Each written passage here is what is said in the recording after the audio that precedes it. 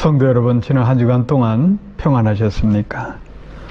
오늘은 2020년 6월 셋째 주일입니다. 어느덧 코로나 바이러스 사태로 온라인 예배를 드린 지도 지금 몇 개월이 지나고 6월을 맞이했습니다. 올 한 해도 이제 반년이 지났습니다. 이제 주의 은혜가 함께 하셔서 하루속히 성전에 모여서 우리가 함께 예배드리는 날이 속해 오기를 바랍니다. 어제 뉴스를 보면은 빅토리아 주에 갑자기 확진자가 25명이 늘어나서 굉장히 긴장을 하고 있습니다. 그러나 다행히 우리 뉴사우스 웨일즈는 한 명의 확진자가 나왔습니다. 그것도 이제 해외에서 걸린 사람이 호텔 격리된 상태에서 나와 있기 때문에 우리 시드니 사회 안에는 커뮤니티에서는 확진자가 나오지 않고 있어서 다음 달에는 아마도 록다운 3단계가 풀려서 이제 원활하게 사회 활동이 되고 우리도 함께 새 성전에 모여서 예배 드릴 날이 올 것으로 기대를 하고 있습니다. 아무쪼록 전 세계에 번지고 있는 코로나 이 바이러스 사태가 하루속히 종식될 수 있도록 기도하시고, 무엇보다도 우리 교우님들이 서로 위해서 기도하십시오. 전염병에 걸리지 않고 각 가정마다 주의 평안이 함께하기를 위해서 늘 기도하시기를 바랍니다. 이 시간 우리 함께 하나님 말씀을 교독하도록 하겠습니다. 오늘 하나님 말씀은 신약성경 히브리서 13장 1절에서 8절까지 서로 교독하도록 하겠습니다. 히브리서 13장 1절에서 8절까지 교독합니다. 봉독합니다. 형제 사랑하기를 계속하고 손님 대접하기를 잊지 말라. 이로써 부지 중에 천사들을 대접한 이들이 있었느니라. 자기도 함께 갇힌 것 같이 갇힌 자를 생각하고 자기도 몸을 가졌은즉 학대받는 자를 생각하라. 모든 사람은 혼인을 귀히 여기고 침소를 더럽히지 않게 하라. 음행하는 자들과 간음하는 자들을 하나님이 심판하시리라. 돈을 사랑치 말고 있는 바를 족한 줄로 알라. 그가 친히 말씀하시기를 내가 과연 너희를 버리지 아니하고 과연 너희를 떠나지 아니하리라 하셨느니라. 그러므로 우리가 담대히 가로되 주는 나를 돕는 자시니 내가 무서워 아니하겠노라. 사람이 내게 어찌하리요 하노라. 하나님의 말씀을 너에게 이루고 너희를 인도하던 자들을 생각하며 저의 행실의 종말을 주의하여 보고 저희 믿음을 본받으라. 예수 그리스도는 어제나 오늘이나 영원토록 동일하시니라. 아멘. 아멘. 지금 내가 행복하다, 불행하다 라고 말할 수 있는 생각의 척도가 무엇이라고 생각하십니까? 현재 내가 아끼고 사랑할 사람들이 많으면 그게 행복입니다. 그런데 내 주위에 아무리 둘러봐도 사랑스러운 사람은 없고 꼴도 보기 싫은 사람들이 질비하다고 느끼시면은 지금 나는 불행한 늪에 빠져 있는 것입니다. 어쩌면 내 마음 속에 증오심이 가득 차서 이미 심령이 병들어 있는 상태일 것입니다. 못된 마음씨를 가진 사람일수록 그렇게 넋두리를 합니다. 나는 늘 피해자이고 인복이 없다고 한탄을 합니다. 사랑하는 성도 여러분, 나이가 많든 적든 상관치 마십시오. 저 사람만 보면 왠지 존경하고 싶고 조건 없이 사랑하고 싶다고 하면은 바로 내 자신이 하루하루를 행복하게 살 수가 있습니다. 가장 기독교적인 문학을 작품을 많이 냈던 대문호 톨스토이는 이런 말을 했습니다. 누군가를 열렬히 사랑할 수 있는 사람만이 크게 기뻐하고 크게 슬퍼할 수 있다. 그러나 슬픔을 취하는 것 역시 사랑이다 라는 말을 했습니다. 우리는 생명을 갖고 삽니다. 이 뜻은 사랑하고 있다는 뜻입니다. 예수님의 십자가를 바라고 우리 자신을 돌아다보면 사랑보다 소중함이 없다는 사실을 알게 됩니다. 우리는 사랑 때문에 기뻐하고 사랑 때문에 슬퍼하기도 합니다. 또 사랑 때문에 가슴앓이도 하고 사랑 때문에 벅찬 감격을 느낄 때도 있습니다. 때론 사랑 때문에 힘을 얻기도 하고 사랑 때문에 낙심하기도 합니다. 또한 사랑 때문에 우리는 몸 전체가 새롭게 태어나고 사랑 때문에 불치병에서도 고침을 받고 온몸의 감각이 되살아나기도 합니다. 사람은 결국 사랑 때문에 살고 사랑 때문에 죽습니다. 사랑이라는 말은 우리 한국어로는 그저 사랑한다. 그 말로 끝입니다. 그런데 영어나 독일어도 마찬가지입니다. 영어는 love란 단어를 쓰고 독일은 liebe란 단어를 씁니다. 그러나 히라보에서는 크게 네 가지로 구분해서 사랑이란 말을 사용합니다. 첫 번째로 보면 혈연적 사랑, 스톨로게라는 말이 있습니다. 또 친구 간의 사랑, 필리아, 그리고 남녀 간의 사랑, 에로스, 그리고 신에 대한 사랑, 아가파게였습니다. 사람은 남녀 간에 맺어진 사랑으로 새 생명이 태어납니다. 그 새 생명을 부모는 사랑으로 양육합니다. 그것이 스톨게의 사랑입니다. 부모 자식 간의 사랑은 끊을 수 없는 특징이 있습니다. 내 자식이 흉악한 범죄를 저질렀다 하더라도 그의 어머니는 그 아들이 죄인이기 이전에 사랑스러운 아들일 뿐입니다. 가족은 미우나 고우나 사랑해야 될 대상이고 가족은 사랑의 공동체입니다. 그런데 남녀 간의 사랑은 이 에로스는 조건이 있습니다. 예쁘기 때문에 내게 잘해주기 때문에 because라는 전제 조건이 있습니다. 그래서 에로스는 소유 욕망이 있는 겁니다. desire possess. 이 소유 욕망이 내재해 있어서 남녀 간의 사랑은 때로는 비극이 될 수도 있는 겁니다. 에로스의 속성은 영어로 the self-seeking love라고 합니다. 자아 추구의 사랑입니다. 그래서 상대방을 희생시켜서 자기 배만 채우려는 이기적인 속성이 있는 겁니다.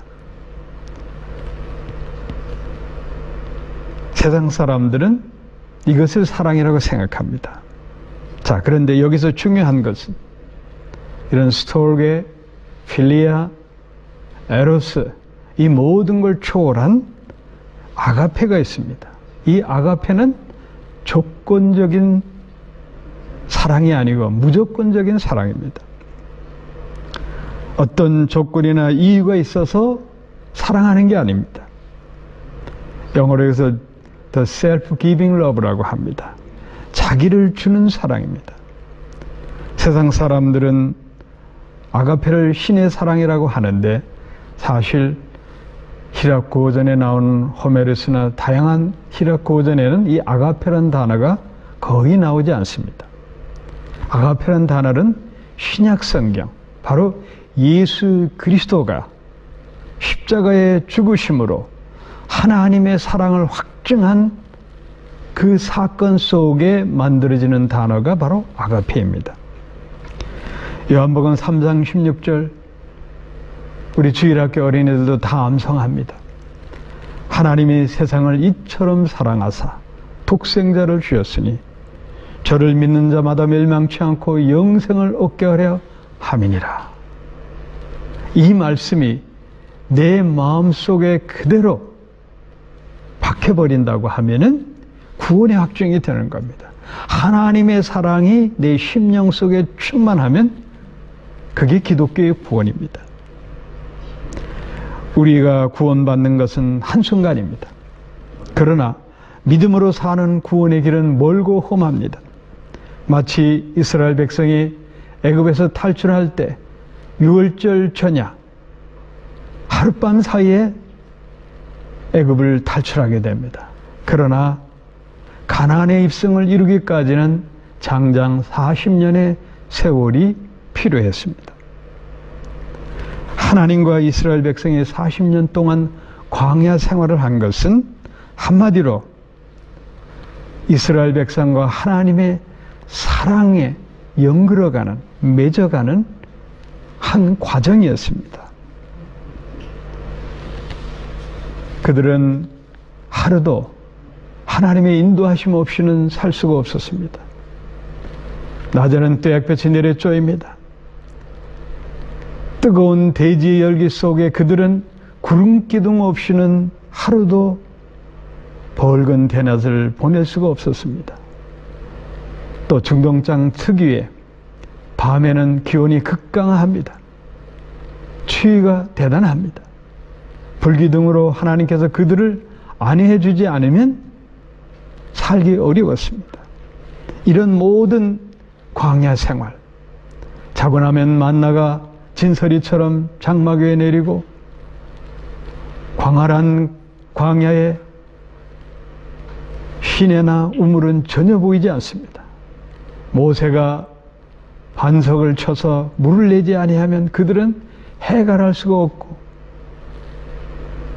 갈증 가운데 탈진해 죽을 수밖에 없는 그런 운명에 있었지만은 그런 모든 과정을 광야 생활을 통해서 이스라엘 백성은 하나님과 더불어 함께하는, 하나님의 인도하심을 받고 하나님께서 베푸는 그 사랑을 배워가면서 하나님과 이스라엘 백성이 믿음의 언약을 세워가는 겁니다.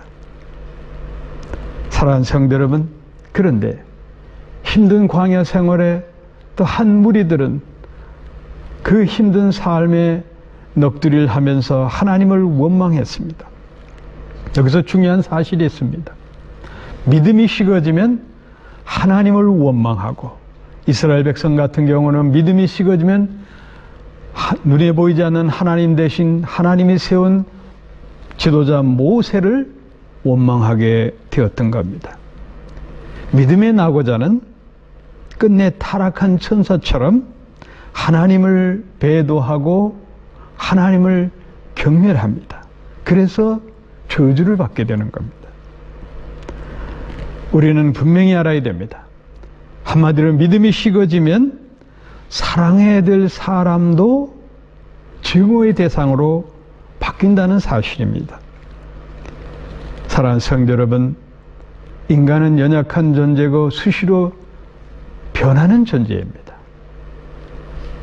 그렇기 때문에 사람을 기대하고 믿는다는 것은 결국은 실망을 받기가 쉽습니다. 당신 없이 못 산다, 사랑한다, 이런 감정으로 청춘 남녀가 결혼을 합니다. 결혼식에서 서약이 중요합니다.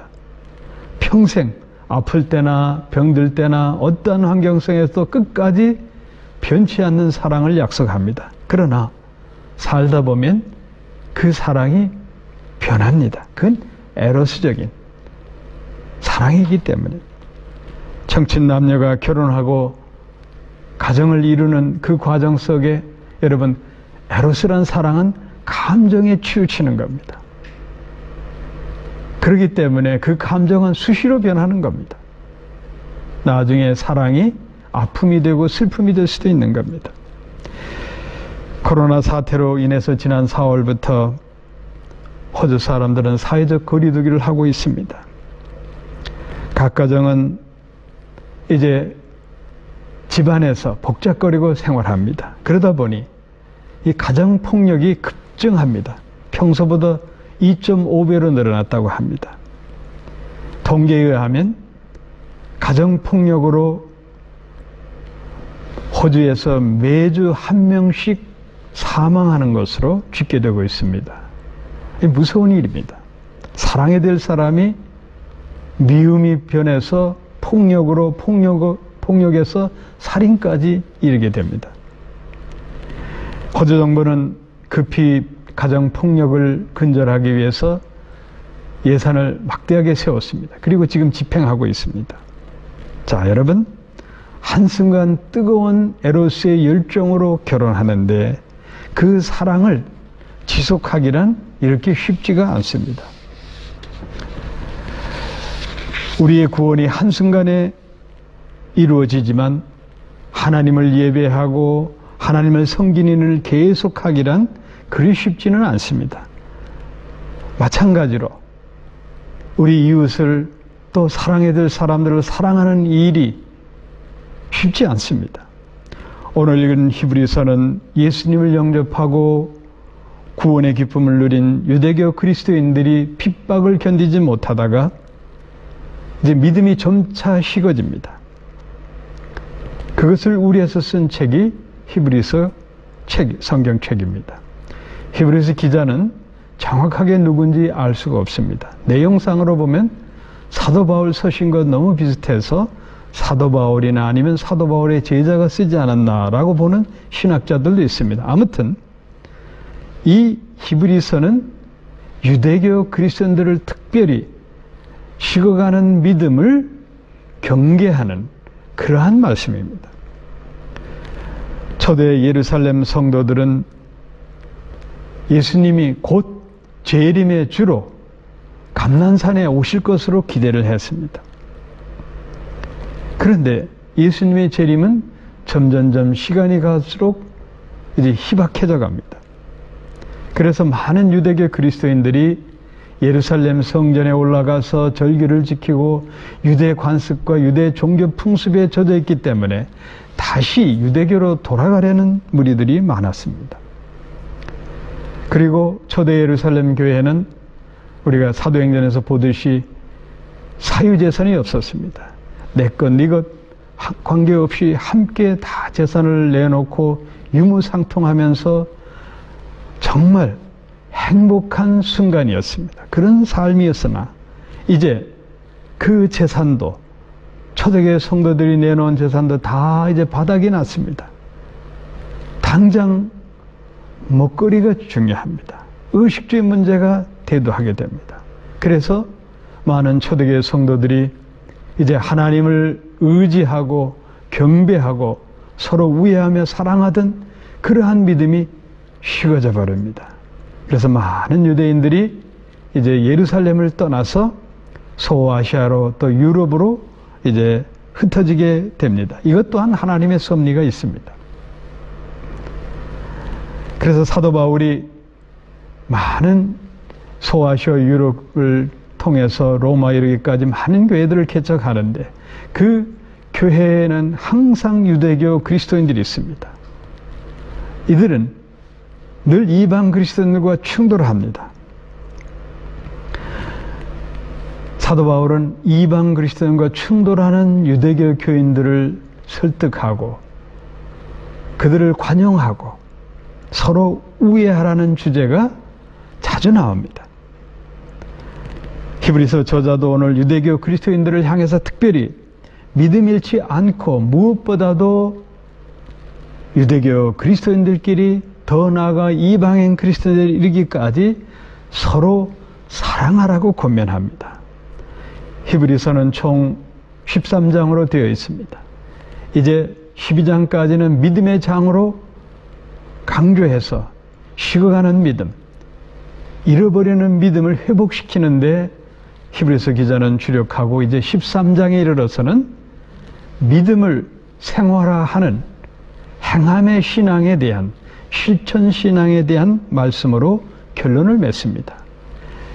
그러면서 오늘 본문 히브리서 13장 1절 말씀을 주목해야 됩니다. 실천 신앙의 으뜸이 되는 것, 바로 형제 사랑하기를 계속하라는 겁니다. 히라보 성경 원어의 말은 아주 문학적으로, 은밀적으로 표현했습니다. 헤 필라델피아 메네테.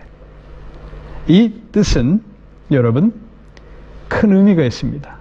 미국에 가면 필라델피아라는 말이 많이 있습니다.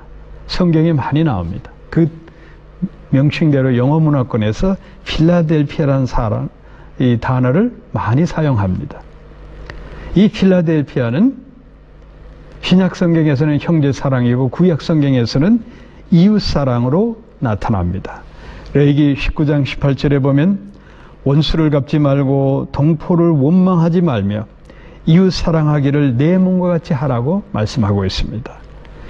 히브리인에게 있어서 이웃 사랑은 믿음의 공동체 내에 있는 연대감을 갖는 실천 신앙의 아주 중요한 덕목입니다. 당시 유대교 그리스도인들은 믿음이 연약해지면서 성도 간에 불화가 생기고 불목하게 됩니다. 그래서 히브리서 기자는 오늘 본문에서 행함의 믿음을 형제 사랑으로 승화시키라고 가르치고 있는 겁니다. 여러분, 형제 사랑은 일시적인 사랑이 아닙니다. 지속적인 사랑입니다. 실천 신앙은 교회 안에서 불목했던 교우들이 그 사랑을 서로 회복하는 데서부터 시작되어야 됩니다. 우리는 어떤 사건을 만났을 때에, 시험을 당할 때 자신을 되돌아보고 내 믿음을 확증시켜야 합니다. 우리가 어떤 사건을 접할 때에 내 믿음부터 점검해야 합니다. 이 일을 하면서 내 속에 사랑이 있는가? 내 속에 믿음이 있었는가? 혹시 하나님의 영광을 가리는 불신앙적인 태도는 없는가? 내 믿음을 먼저 점검하고 내 믿음을 확증해야 합니다. 어거스틴은 이런 말을 했습니다. 사랑이 있는 믿음은 그리스도인의 믿음이요, 사랑이 없는 믿음은 귀신의 믿음이다 라고 말했습니다. 내 믿음 속에 사랑이 있습니까? 이게 없으면 마귀 권세에 눌린 종교적 신앙에 불과한 것입니다. 사랑이 있어야 됩니다. 기독교의 믿음에서는, 성경에 가리키는 믿음에서는 한 가지 분명한 것이 나타납니다. 믿음과 사랑이 기찻길의 레일과 같이 함께 간다는 겁니다. 믿음이 있는 사람은 형제 사랑을 끝까지 실천합니다. 그리스도의 사랑은 범사에 충성되게 살아가는 힘이 됩니다. 그래서 믿음의 사람은 사랑하는 사람이요, 사랑하는 사람은 신실한 사람입니다. 사도 바울은 그의 서신에서 형제 사랑을 실천 신앙의 으뜸으로 자주 사용합니다. 로마서 12장 10절에 보면 형제를 사랑하여 서로 우애하고 존경하기를 서로 먼저 하라. 여기서 우애한다는 말, 오늘 설교 제목의 중요한 내용입니다. 오늘 설교 제목이 뭡니까? 끝까지 사랑하라는 말씀입니다. 우애하다. 히라보 원어 성경에는 필로스트로고이라는 단어를 씁니다. 필로, 사랑이란 단어와 스톨로게, 부모와 자식 간의 혈연적 사랑을 함께 포함합니다. 그래서 신약 성경에, 특별히 사도 바울이 믿음의 사람들이 서로 우애하라는 내용 속에는 큰 의미가 있습니다. 형제, 사랑으로 그치는 것이 아니라 내 형제 자매, 교회 온 가족을 하나의 한 가족으로 받아들이라는 겁니다. 그래서 혈연적인 사랑과 형제의 우애, 거기에 더해서 아가페의 사랑이 함께 포함되어 있는 겁니다. 자, 혈연적 사랑은 여러분 끊을 수가 없습니다. 부모 자식 간에 맺은 이 사랑은 끊을 수가 없는 겁니다. 스톨록에 자애한 어머니가 아들의 위해서 생명까지, 딸을 위해서 생명까지 내놓을 수 있는 그런 마음, 그게 스톨록의 혈연적인 사랑입니다. 이것이 함께 포함되어 있습니다. 그래서 필로스트로고이, 우애하다는 말은 이런 큰 의미가 있는 겁니다. 이 사랑을 끝까지 해야 되는 겁니다. 에로스의 사랑은 감정의 부패에서 순간적일 수 있지만은 이 필로스트로고이, 이 혈연적 사랑이 함께 포함돼 거기다 아가페의 사랑이 함께 접목된 이 사랑, 끝까지 우애하는 것, 이게 그리스도인의 중요한 삶입니다. 사랑하는 성도 여러분, 우리는 왜 형제자매를 사랑해야 됩니까? 바로 아가페의 사랑을 받았기 때문입니다. 예수의 십자가의 사랑을 우리는 힘입었기 때문에 마땅히 교회 안에 내 교우들을 내 형제 자매로 사랑해야 되는 겁니다. 조건이 있는 게 없습니다.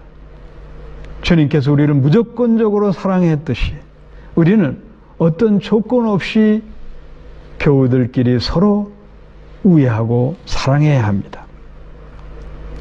끝까지 우애하는 이 일은 믿음을 지키는 것처럼 어렵습니다. 미국 인디애나주에서 한 청년이 사회주의와 기독교 서적을 읽으면서 사회봉사에 큰 관심을 갖게 됩니다. 그러던 어느 날 우연히 동네에서 봉사활동을 시작하게 됩니다. 그의 선행을 보고 동네 사람들이 칭찬을 해줍니다. 그런 칭찬과 격려를 받자 더 열심히 사회 봉사활동을 합니다. 점점 어려운 사람들을 찾아가서 돕기 시작합니다. 빈민층에 들어가서 돕고, 그리고 마약 중독자까지 돕는 일을 합니다. 그의 선행을 보고 많은 사람들이 그와 함께 자원해서 봉사활동을 합니다. 그리고 봉사기관을 하나 세웁니다. 그리고 이 사람은 제7일 침례교, 조금 이단성에 있는 우리 침례교와 좀 다릅니다. 거기에서 목사 안수를 받고 이제 나와서 특별히 1960년대 흑백 인종 차별이 심화됐던 그 시기에 흑인들을 위한, 인권을 위한 설교를 아주 멋있게 합니다. 그래서 많은 블랙 아프리칸들하고 유색인종들이 그의 설교를 듣고 함께 모여서 공동체 생활을 합니다. 그는 사람들로부터 파스터가 아닌 파더로 호칭을 받습니다. 자기가 아버지입니다. 결국은 그는 교주가 됩니다.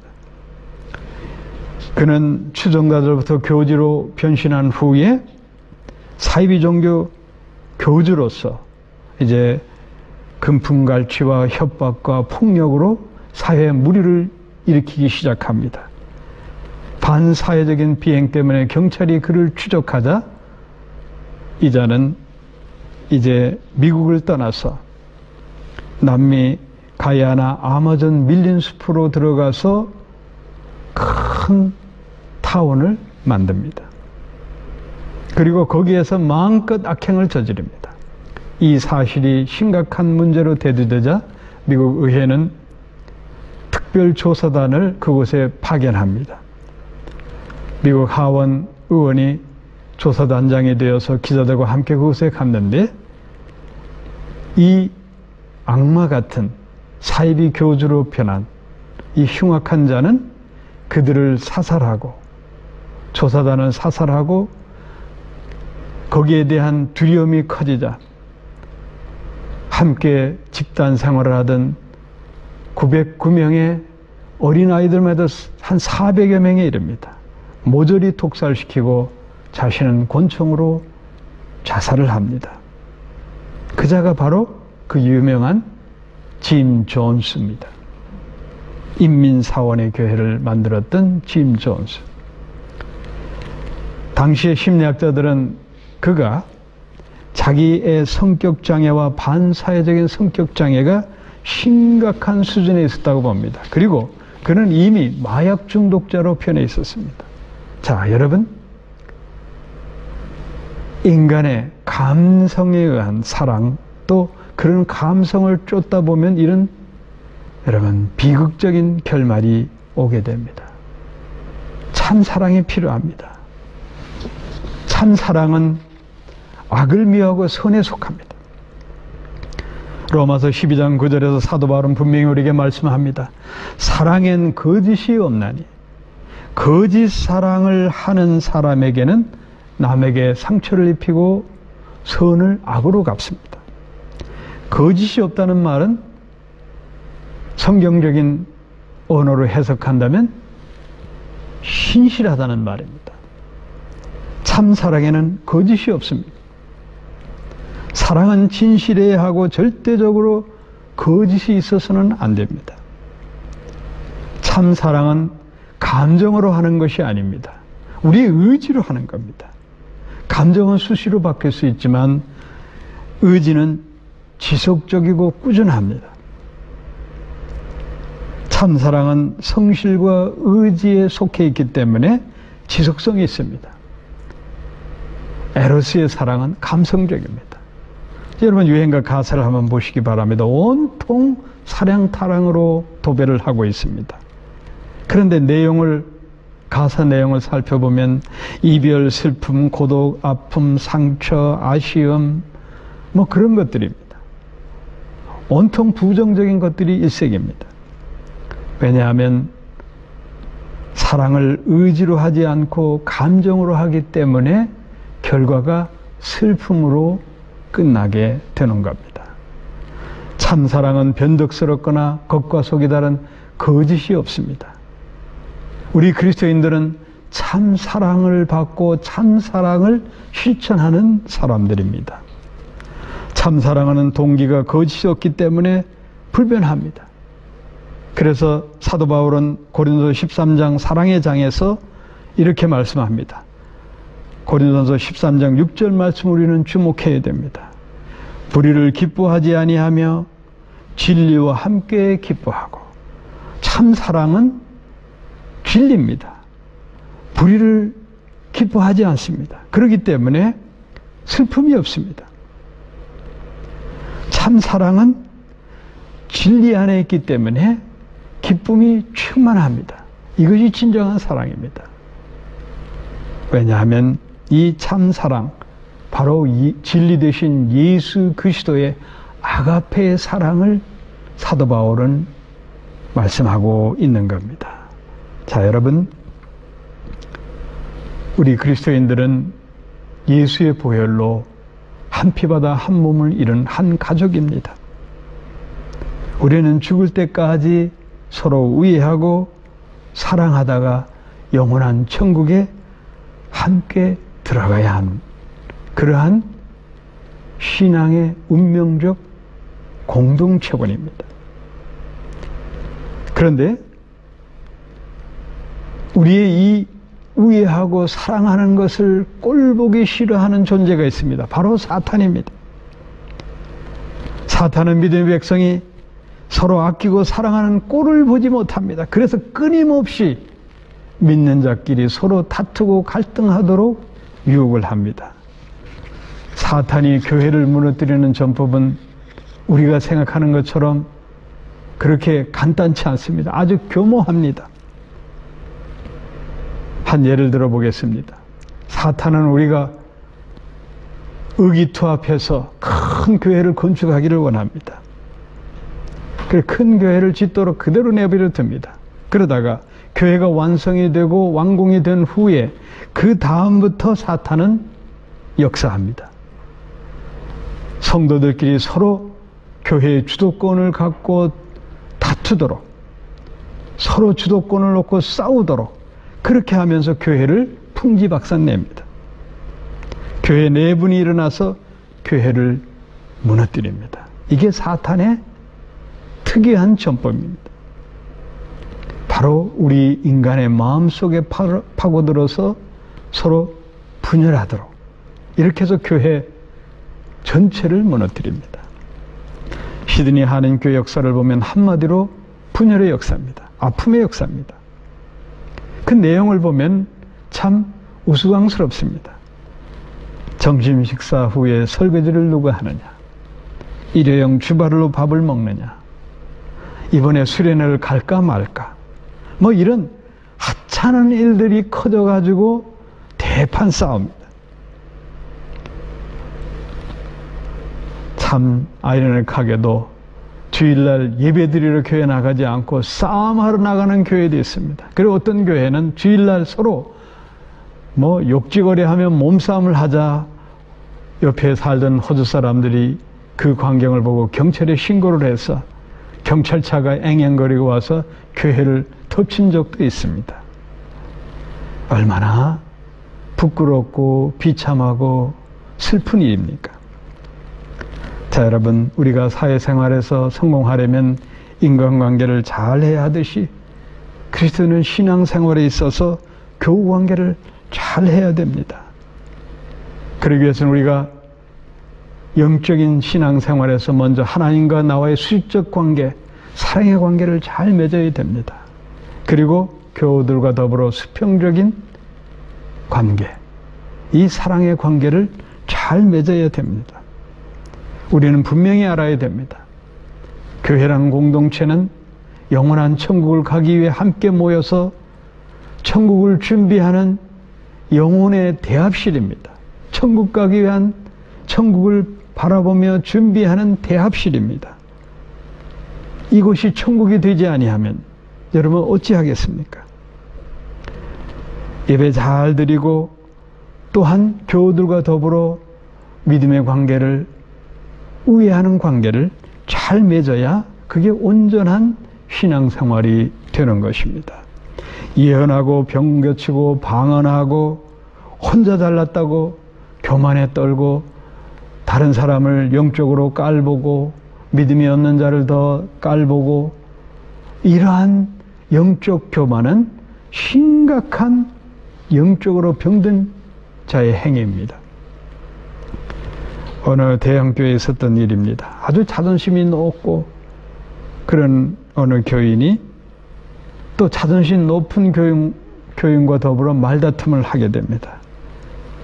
그런 후에 아유, 저 인간 꼴보기 싫어서 이제 3부 예배에서 나는 2부 예배로 가서 예배를 드려야 되겠다라고 나갔습니다. 그래서 2부 예배에 가서 예배를 드리려고 앉아보니 그 앞에 바로 그 꼴보기 싫은 사람이 나와서 또 예배를 드리고 있는 겁니다. 자, 여러분, 우리는 알아야 됩니다. 미워하는 마음도 이신전심이 된다는 겁니다. 참 묘하죠? 사랑하는 성도 여러분, 우리는 자존심 내려놓고 먼저 화해하고 먼저 존중하고 먼저 아끼고 사랑하십시오. 그래서 사도 바울은 로마서 12장 10절에서 분명한 말씀을 합니다. 존경하기를 먼저 하라. 이 뜻은 뭐냐? 남을 먼저 귀히 여기고 존귀하게 높이라는 뜻입니다. 사랑하는 성도 여러분, 남을 존귀하게 여기고 높이면 인간관계도 해결되고 만사 형통으로 꼬였던 일이 풀릴 줄로 믿습니다. 사도 베드로는 초대교회 성도들에게, 특별히 히브리서 기자가 유대교 교인들에게 준 그 말씀 그대로 핍박 가운데 있는 용기 있는 말씀을 줍니다. 그리고 신앙생활에 있어서 교우와의 관계가 얼마나 소중함을 알려줍니다. 베드로전서 4장 8절에 보면 무엇보다도 열심으로 서로 사랑할지니 사랑은 허다한 죄를 덮느니라. 아멘. 여기서 무엇보다는 그리스도인에게서 가장 으뜸이 되는 일이라는 것이 뭐냐? 열심으로 사랑하는 일입니다. 자, 열심으로는 말을 요즘 개혁 성경에서는 뜨겁게 사랑하라고 했는데 이 뜨겁게라는 말보다 헬라 원어의 뜻을 보면 에크네테라는 말은 전심전력이라는 뜻입니다. 온 힘과 마음과 뜻을 다해서 라는 뜻입니다. 이런 마음으로 교우를 사랑하라는 겁니다. 자, 여러분 분명히 알아야 됩니다. 우리의 사랑은 이 땅에서 천국 가기 위한 연습을 하는 겁니다. 이 사랑 속에는 천국의 비밀이 있습니다. 이 사랑 속에는 영원성이 있습니다.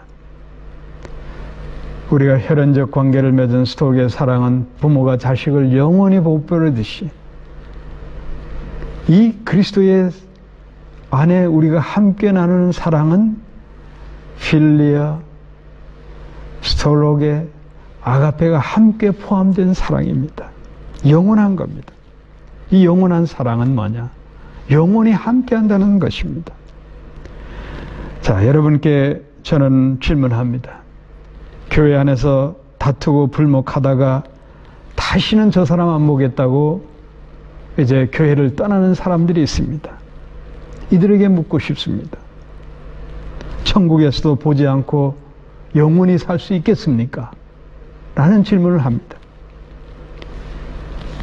여러분, 천국은 이 세상과 달리 서로 주님과 함께 얼굴을 마주 보면서 희락과 찬송 가운데 사는 곳입니다. 계시록 22장 4절에 보면 그의 얼굴을 볼 터이요 그의 이름도 저희 이마에 있으리라. 우리는 영원한 천국에서 얼굴을 마주 보면서 주님과 함께 희락하며 사는 그곳에 가야 할 사람들입니다. 자, 그런데 원한을 맺고 이 땅에서 풀지 않고 갈 수 있겠습니까? 베드로가 주님 앞에 신앙 고백한 후에 하나님은 그에게 천국 열쇠를 주면서 이런 말씀을 합니다. 내가 땅에서 무엇이든지 매면 하늘에서도 매일 것이요 땅에서도 무엇이든지 풀면 하늘에서도 풀리리라. 땅에서 원한을 풀지 않으면 천국에서도 풀리지 않는다. 이 사실을 우리는 명심해야 됩니다. 여러분, 한나를 보시기 바랍니다. 그래서 우스갯소리로 한나는 한이 많은 여자입니다. 이 한나는 첩으로 들어온 불인나가 자식 낳은 것으로 제세하며 본처인 한나를 얼마나 괴롭혔습니까? 한나는 한이 많죠. 그런데 이 한나는 지혜로운 여인이었습니다. 이 한을 기도로 풉니다. 기도로 풀었습니다. 그러자 하나님은 한나에게 하나님의 귀한 사자 사무엘, 그 귀한 아들을 주십니다. 자, 여러분, 우리도 이런 축복을 받아야 됩니다. 마음에 꽁하고 한을 품지 마시기 바랍니다. 이웃과의 관계에 있어서 절대 한을 품고 여러분 그 한이 내 육체적 질병까지 갖고 올 것입니다. 이 한을 기도로 훌훌 털어버리시기를 축원합니다. 코로나 사태 이후에 사람들은 전염병의 두려움이 여러분 그것보다도 먹고 사는 문제에 더 걱정을 하고 있습니다. 의식주를 위해서는 돈이 필요합니다. 그런데 돈이라는 것은 생명이 없고 무생물입니다. 그런데 많은 세상 사람들은 돈이 생명이라고 생각합니다.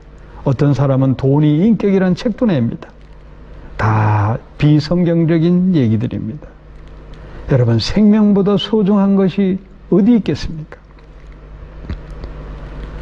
그래서 오늘 히브리서 기자는 고통의 때, 힘든 때, 어려운 때에 사람들은 사람을 사랑하고 그런 일보다는 돈을 더 사랑하는 그러한 절박함에 놓이게 됩니다. 그래서 본문에 보면 히브리서 13장 5절 말씀에서 돈을 사랑치 말고 있는 바를 족한 줄로 알라고 권면하는 겁니다.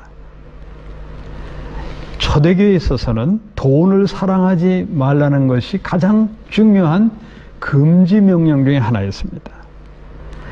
돈을 사랑하면 두 가지 죄악이 생깁니다. 첫째는 타인의 권리를 무시하고 오직 자신의 욕망을 채우게 된다는 것입니다. 결국 돈 때문에 사람을 죽이게 되는 겁니다.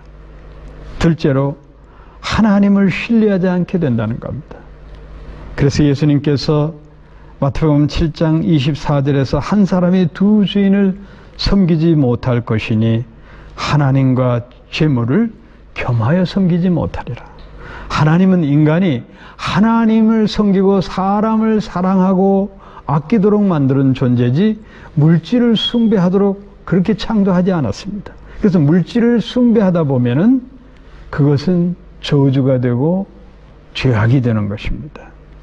사도 바울은 디모데전서 6장 10절에서 마지막 시대의 사람들에게 경고합니다. 돈을 사랑함이 일만하게 뿌리가 되느니 이것을 사모하는 자들이 미혹을 받아 마음에서 떠나 근심으로써 자기를 찔렀도다. 자, 돈을 너무 사랑하면은 결국은 돈 때문에 근심이 되고 그것이 나에게 창이 되어 찔림을 준다는 겁니다. 근심의 무거운 짐을 지게 된다는 것입니다. 자, 여러분, 내가 과연 주님 앞에 어떤 모습으로 서 있습니까? 그래서 오늘 히브리서 기자는 본문 히브리서 13장 5절에서 우리에게 말씀합니다. 내가 과연 너희를 버리지 아니하고 과연 너희를 떠나지 아니하리라. 여러분, 세상의 의식주의 문제, 먹고 사는 문제, 돈 걱정, 이런 걱정 모든 것을 주님 앞에 맡기십시오. 계속 이어서 히브리서 기자는 사람이 내게 어찌하리요? 사람의 위기에 애워싸움을 당해도 하나님을 의지하는 자는 우리 하나님께서 분명히 지켜주시고 때를 따라 돕는 은혜로 축복하셔서 돈 걱정, 죽음의 이유까지도 초월할 수 있는 그런 능력을 주신다고 언약하는 겁니다. 이 믿음을 가지시기를 축원합니다. 사랑하는 성도 여러분, 우리가 믿는 예수님은 어제나 오늘이나 변함이 없습니다. 그래서 오늘 히브리서 기자는 본문 히브리서 13장 8절에서 예수 그리스도는 어제나 오늘이나 영원토록 동일하시니라. 이 말씀을 되새겨 들어야 됩니다. 인간의 애로스긴 감정의 사랑은 일시적으로 끝일 수 있지만 우리를 향한 아가페의 사랑은 영원한 겁니다. 주님께서 우리를 향한 사랑은 끝이 없으십니다. 그 사랑을 믿으십시오. 그리하면 내게 닥친 모든 문제를 우리 하나님이 해결해 주십니다. 그 사랑을 믿고 그 사랑이 생활화되는 사람이 복을 받는 사람인 겁니다. 우리의 믿음은 천당 갈 때까지 끝까지 지켜야 합니다. 이 세상 사는 날 동안 우리는 다사다난 일을 만나게 됩니다. 그러나 하나님을 경배하는 믿음, 그리고 내 형제 자매를 사랑하는 그 우애하는 마음 끝까지 변치 마시기를 축원합니다. 그래서 주님은 이제 십자가 전야에서 제자들에게 마지막으로 고면합니다. 요한복음 13장 34절 말씀, 새 계명을 너희에게 주노니 서로 사랑하라. 내가 너희를 사랑한 것 같이 너희도 서로 사랑하라. 하나님께서 우리에게 명령하시는 이 계명은 우리가 이 땅 사는 날 동안 행복하게 살도록 마련해 주는 귀한 말씀입니다. 모세가 시내산에서 십계명을 받고 이제 하나님이 직접 새긴 돌판을 그에게 줍니다. 그리고 이스라엘 백성을 향해 이렇게 말씀하도록 모세에게 명령합니다. 신명기 10장 13절 말씀, 내가 오늘날 내 행복을 위하여 내게 명하는 여호와의 명령과 규례를 지킬 것이 아니냐. 십계명은 딱딱한 계명, 우리 생활을 규제하는 계명이 아닙니다.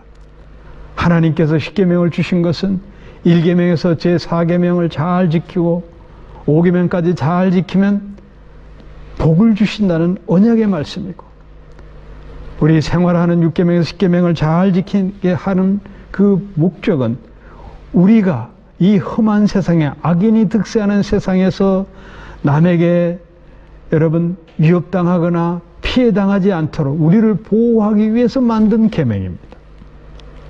따라서 이 계명은 여러분 우리가 행복하게 살도록 마련한 하나님의 축복입니다. 주님께서 새 계명을 주신 것, 제1계명에서 제10계명을 하나로 묶은 것입니다. 이 새 계명, 사랑의 계명을 깨닫고 그 계명대로 사는 사람은 복을 받습니다. 사랑하는 성도 여러분, 자기들로 인해서 감정 상하지 말고 마음 아파하지 마시기 바랍니다. 우리가 복을 받기 위해서 하나님을 사랑하고 우리가 행복하게 살기 위해서 서로 사랑해야 합니다. 예수의 사랑을 듬뿍 받은 우리는 끝까지 필라델피아 형제 사랑을 지속해야 합니다. 예수 안에서 돈독한 우애로 지내시기를 축복합니다. 영원한 천국에서 상급이 있을 뿐만 아니라 이 땅에 복에 복을 더하는 축복이 여러분에게 임할 줄 믿습니다. 축도로 예배를 마치겠습니다. 이제는 우리 주님 예수 그리스도의 크신 은혜와 성부 하나님의 그 놀라우신 사랑하심과 넘치는 축복하심이 성령님의 내주 감화 감동 충만하심이 머리 숙인 주님의 귀한 권속들 위에, 저들 가정 위에, 우리의 거리 한인 교회 위에 이제부터 영원토록 함께 있을지어다. 아멘.